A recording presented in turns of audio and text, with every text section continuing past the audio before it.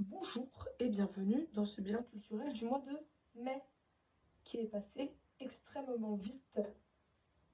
Euh, Beaucoup de concerts en mai, à l'échelle du reste de la saison, beaucoup de concerts en mai. Mais on commence avec deux tomes de Jujutsu Kaisen, le tome 6 et le tome 0, qui représentent les derniers tomes que j'ai en ma possession. Donc pour l'instant, je ne peux pas lire la suite. Ça continue d'être très sympa, hein. J'ai pas non plus une tonne de choses à en dire, mais moi je trouve ça intéressant, très sympathique. J'aime bien. J'ai également. Alors, on notera quand même sur ces derniers bilans que je n'arrive plus à lire et que les seules lectures que je fais sont des mangas. C'est le seul moyen que j'ai de lire, ce qui me va très bien. Mais voilà, j'ai du mal à lire en ce moment. Donc, l'autre manga, c'est le tome 8 de Blue Period. J'adore cette série, j'adore Blue Period, 20 sur 20. Fan, fan, fan, très très fan.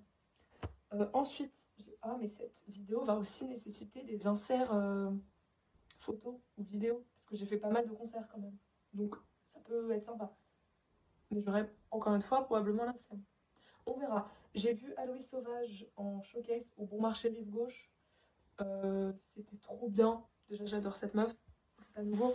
Mais vraiment, c'était trop bien. Ça faisait trop longtemps que je l'avais pas vue en concert. Enfin, que j'avais pas fait de concert tout court, un peu. Et elle, ça faisait trop longtemps qu'elle n'avait pas été sur scène et c'était trop chouette et vraiment c'était un trop trop bon moment. J'ai envie d'être engagée dans ce que je fais, enlacer mes idées sans me cacher en fait. J'ai pas envie de périr en étant véhément, ni de dévêtir libre en voyant le lit qui tombe. J'ai envie de vibrer parce que je te rencontre, que tu me dises ta vie tout, que tu me racontes. Ensuite j'ai vu Queen Blood au théâtre du Rond-Point. C'était très sympa, c'était de la danse, que des meufs au plateau, avec une énergie mais de ouf, genre vraiment, enfin vraiment incroyable. Les meufs sont incroyables, elles sont hyper bonnes, enfin vraiment c'est des trop bonnes danseuses et juste elles sont trop fortes quoi. Moi j'étais vraiment trop admirative. Après, ce qui m'a. En fait, moi, j'aime pas trop la musique électro. Enfin, c'est pas que j'aime pas trop, mais enfin, je sais pas, il y a un truc qui me convient pas forcément dans la musique électro. Et c'est sur le principe de la house, du clubbing et tout. Donc, forcément, c'était de l'électro. Et c'est pas ce qui m'emballe le plus comme musique. Donc, c'est juste ça, le petit point un peu moins. Voilà, qui va un peu moins emballer. Mais sinon, le spectacle était vraiment trop, trop chouette. Ensuite, j'ai fait l'exposition homosexuelle et lesbienne dans l'Europe nazie au mémorial de la Shoah. J'étais jamais allée au mémorial de la Shoah, donc c'était aussi l'occasion de m'y rendre. Je crois qu'elle est terminée, mais elle a déjà été prolongée. C'est une exposition que j'ai trouvée très intéressante, très instructive. Euh, Vraiment, c'était franchement très très bien. Ensuite, j'ai vu Coupure, qui est une pièce de théâtre au théâtre de Belleville. C'est une pièce très sympathique. Alors, je trouve que le propos, en fait, le propos, c'est un maire d'un petit village, un maire écolo, qui du jour au lendemain signe des autorisations de construction d'antennes relais. En gros, c'est de la 5G, mais c'est pas nommé, mais en gros, c'est ça, pour installer en gros les antennes 5G dans sa commune. Et c'est le setup un peu du spectacle, c'est en gros, on est en conseil municipal, et c'est mais comment est-ce qu'on en est arrivé là, quoi? Pourquoi est-ce que le maire, d'un coup comme ça, alors qu'il est hyper écolo, hyper engagé et tout, comment est-ce qu'on en est arrivé là? Et c'est hyper intéressant sur, enfin, sur les mécanismes en fait qui font qu'on est en démocratie, mais que bah, le vote démocratique, enfin les gens, les voix des gens ne sont pas du tout écoutées, et que de toute façon, en fait, si quelque chose doit arriver, ça arrivera, peu importe ce que la démocratie et les partisans et partisanes de la démocratie ont à en dire. Et c'est hyper intéressant sur tous ces mécanismes-là. Il y a 4 acteurs, actrices, comédiens, comédiennes au plateau qui jouent plusieurs, enfin un peu plus de personnages. Et vraiment, il y a un peu des inégalités dans les jeux, mais globalement, les gens sont très très très très bons. Et c'était franchement, c'est un spectacle que j'ai trouvé vraiment, vraiment très chouette. Ensuite, j'ai vu, je crois que j'ai pas la place, non, c'était en numérique. J'ai vu Eddie de Preto au Zénith, c'était trop bien. Eddie de Preto, je l'avais vu en 2018 à l'Olympia, et là, je l'ai revu. Et c'est fou comment il a évolué, et comment, enfin, genre le glow-up artistique, genre dans sa prise un peu en possession de la scène. Enfin, le mec, il est chez lui, quoi. En 2018, il était un peu... Tu voyais qu'il débutait, que c'était un peu, on sait pas trop... Enfin, il était jeune, quoi. Et là, c'est fou comment il est hyper à l'aise. Le show, enfin, c'est pas du tout le même show, parce que c'est pas le même album, mais ça glow up de ouf. Les moyens, la technique, enfin, c'est incroyable, quoi. Vraiment, c'était trop, trop bien. Et j'ai trouvé le public... Enfin, c'était assez surprenant, mais c'était un public pas si jeune. Et ça aussi, c'était une différence par rapport à 2018, c'est que je pense que il a pris en visibilité auprès de publics hyper différents par rapport à ce que ça pouvait être au début, finalement, avec son premier album et tout. Mais c'était trop trop bien. Un fond de tristesse qui va me tailler. Pourquoi mes failles sont aussi claires là, dans la grisaille? Une dernière larme, je me relève toujours fier. Quand j'ai la rage, je mets plus de sourire en l'air. J'ai plus de harmes là, et je désarme là, jusqu'à me faire mal. Et je m'entends plus penser que des trucs sales plein la tête. Je ne dors plus, je ne bois plus, et voilà que mon cœur part en sucette. J'ai tout fait pour rien lâcher, mais tu sais, toi, tu connais comment je suis épuisé, je vous entends. Ensuite, je suis allée à Chaillot pour revoir, parce que j'avais déjà vu en 2019, Venezuela de la Batcheva. C'était trop bien. Moi, j'aime trop... j'aime trop, en fait, l'écriture du corps Ohad Naharin, parce que c'est la technique Gaga, quoi, comme ça qu'ils l'appellent. J'ai trouvé ça trop bien, enfin, c'était un trop bon moment, c'est toujours une énergie incroyable, c'est toujours des... Enfin, moi j'aime trop les mouvements d'ensemble, enfin, je suis fan. Après j'ai noté quand même, parce que je pense pas que j'avais noté la première fois, et parce que la première fois je devais être vraiment dans la hype de oh mon dieu c'est incroyable, je vais voir la Batcheva en vrai au plateau. Pour moi je pense que c'était un truc de ouf lors de la consécration. Là j'ai vieilli et j'avais déjà vu le spectacle, donc j'étais peut-être plus objective. J'ai identifié quand même quelques longueurs un peu à certains moments, mais ça reste anecdotique, enfin ça reste très léger, et c'était enfin vraiment l'énergie, et c'est surtout les mouvements d'ensemble en fait, je trouve qui fonctionnent hyper bien, les danseurs et danseuses sont vraiment très très bons et très très bonnes, donc c'était trop bien. Ensuite, ce week-end, enfin, tout ça s'est passé le même week-end, ça n'avait aucun sens, parce qu'ensuite je suis allée voir L'Île d'Or au Théâtre du Soleil. L'Île d'Or c'est la dernière pièce du Théâtre du Soleil d'Ariane Mouchkine. Euh, J'avais réservé plein de fois, j'avais annulé les réservations, j'avais pas envie d'y aller. Enfin, j'avais envie de voir le spectacle parce que c'est le Théâtre du Soleil et que c'était important pour moi, puisque j'y suis jamais allée, de voir une pièce d'Ariane Mouchkine et du Théâtre du Soleil. Parce qu'on sait pas à quand, quand sera la prochaine production, s'il y en a une. Mais c'est un spectacle de 3 heures, c'est à la Cartoucherie, qui est un cadre hyper chouette, mais c'est un peu loin. Et j'ai fini par y aller, je crois que c'est le dernier jour. Enfin, c'est genre la dernière date du spectacle à Paris. Et je regrette pas du tout d'y être allée, parce qu'en effet, l'expérience Théâtre du Soleil, c'est quand même... Enfin, on nous ment pas quand on nous parle de l'expérience Théâtre du Soleil. Donc je suis vraiment très contente d'y être allée. La pièce en elle-même, l'histoire, le propos, ça m'a pas particulièrement emballée. En revanche, c'est une pièce, enfin, je veux dire, c'est des moyens de production énormes, et ça fait du bien parfois de voir qu'au théâtre, on peut encore... Il y a encore des espaces où on se refuse rien. C'est-à-dire que si Ariane Mouchkine et le Théâtre du Soleil a envie en 5 minutes de jeu, de temps de jeu au plateau, on est dans 4 espaces différents, et du coup on change les décors, et on le fait. On le fait. On fait venir des... probablement circassiens, circassiennes sur échasse avec des espèces de grands costumes marionnettes pour jouer des grands oiseaux. Je ne donnerai pas le nom de l'oiseau parce que je ne l'ai pas en tête et que j'ai pas envie de dire de bêtises. Et les gens sont là, genre, ils sont 3 ou 4, ils sont 5 minutes au plateau. C'est quand même colossal, c'est pas rien en termes de moyens humains, matériels et tout. Mais on le fait. C'est-à-dire que si on a envie de sortir le grand jeu pour une scène de 2 minutes qui visuellement sera exceptionnelle, on le fait, on se refuse rien. Et ça fait du bien parfois de voir qu'il y en a encore qui peuvent se permettre de ne rien se refuser. Parce que c'est bien les mises en scène dépouillées, les choses un peu simplistes et tout. Oui, d'accord, ok. Mais c'est aussi, on fait du dépouillé parce qu'on n'a pas de sous, quoi.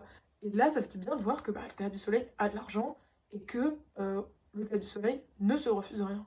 Et franchement, ça me fait plaisir. Même si le spectacle en soi, il était sympa, mais il n'était pas exceptionnel, quoi. Et donc ça, c'était dimanche après-midi, et dimanche soir, je suis allée voir Dua Lipa. Donc vraiment, aucun rapport. Dua Lipa, voilà, on peut noter là, je sais pas si on voit bien, voilà, lundi 4 mai 2020. Donc ce sont des billets qui ont littéralement 2 ans. C'est un concert qui a été reporté 2 ou 3 fois et qui a enfin eu lieu et c'était trop bien. Dua Lipa, reine en fait, vraiment une queen. Dio, si tu passes par là, gros love. Encore merci de m'avoir traîné là-dedans. Elle m'a pas du tout traîné, je l'ai supplié.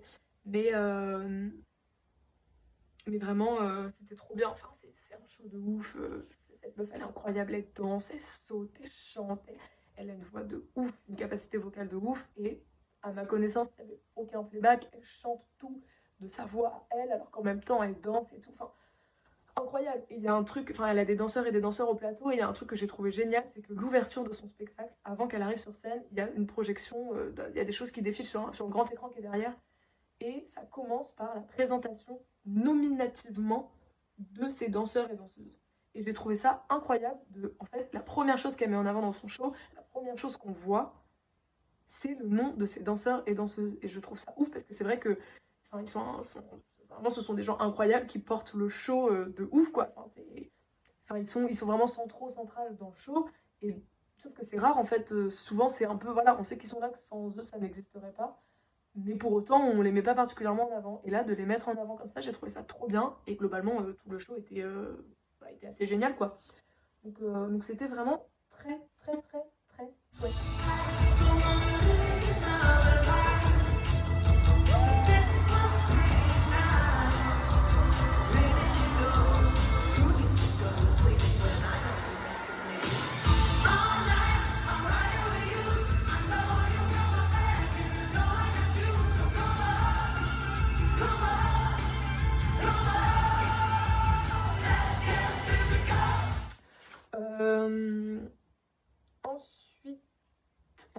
Ensuite, mais elle est où? Ah là. Je suis allée voir Jungle Book Reimagined par Akram Khan. C'est un spectacle de danse autour du livre de la jungle, évidemment. Euh, avec l'idée que c'est un exil des animaux et des humains du fait d'un déluge, d'un déluge qui est la conséquence d'une catastrophe climatique. Enfin, ça n'a aucun sens ce que je dis, mais en gros, c'est écologique. L'histoire, c'est un peu une fable écolo, quoi. Et c'est pas tout à fait une comédie musicale, mais ça chante.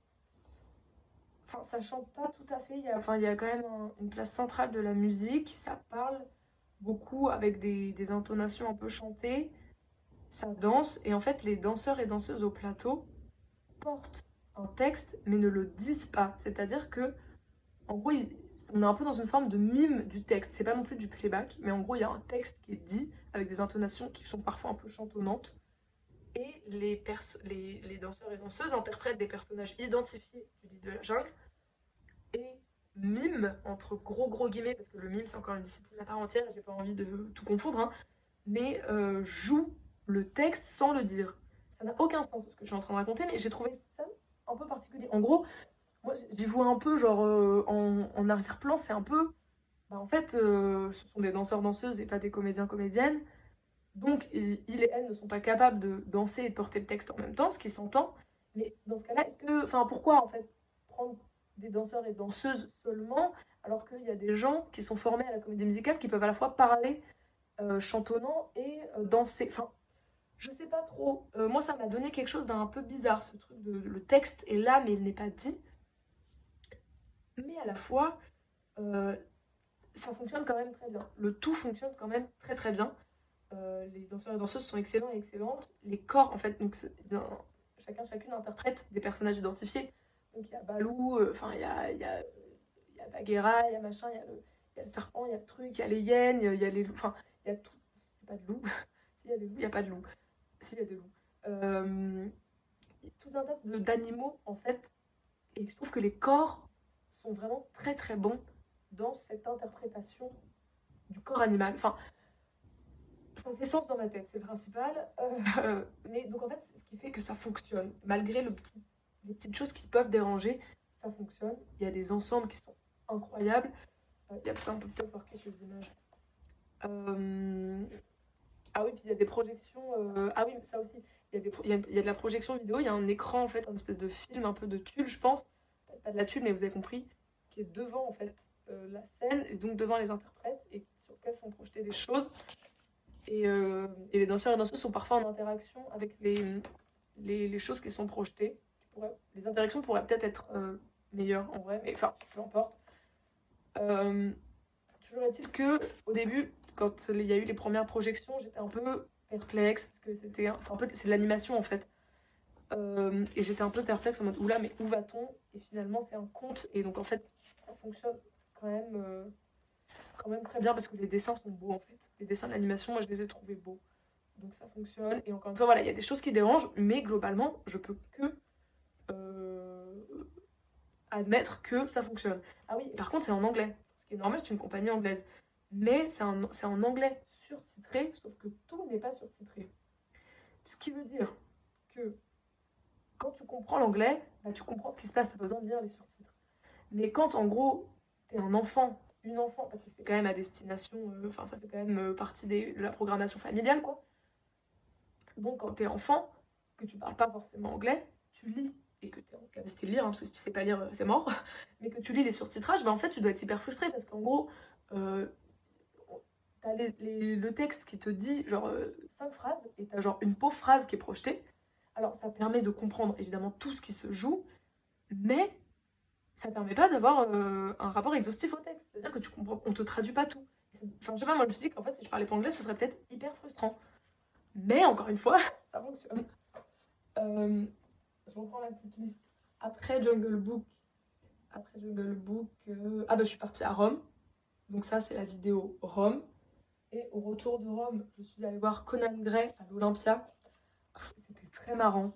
En fait, j'avais jamais fait de concert où les artistes au plateau ont des fans, mais des vrais fans qui hurlent.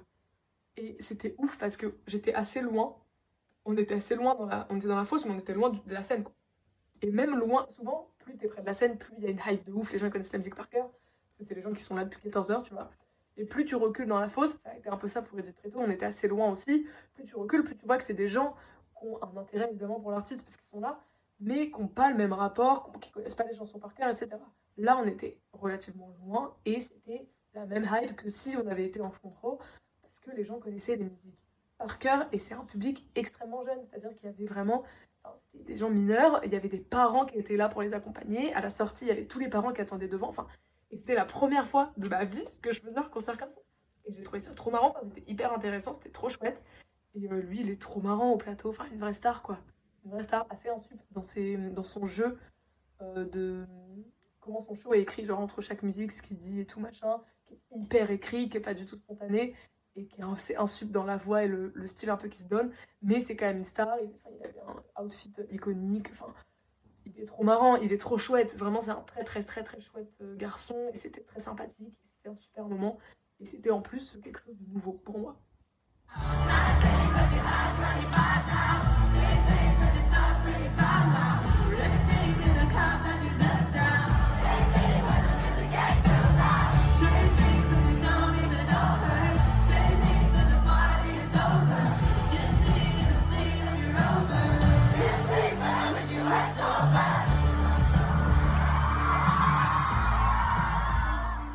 Ensuite, le lendemain, j'ai vu Loose and the Yakuza à la maroquinerie.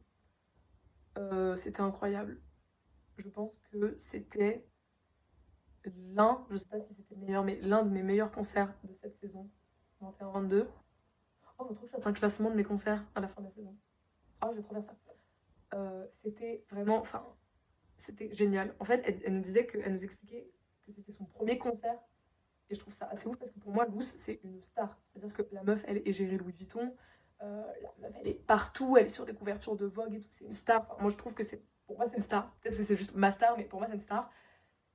Et le fait que ce soit son premier vrai show à elle, toute seule, dans une salle où vraiment elle a que son show à elle, j'ai trouvé ça incroyable. Et elle donne tellement d'elle-même. C'est tellement un personnage si doux, si incroyable, si marrante, si... Je l'adore. C'était génial. C'était génial. Non mais juste pour Loose, il faut que je fasse des inserts vidéo dans mes vidéos. Parce que là, c'est incroyable. C'est incroyable.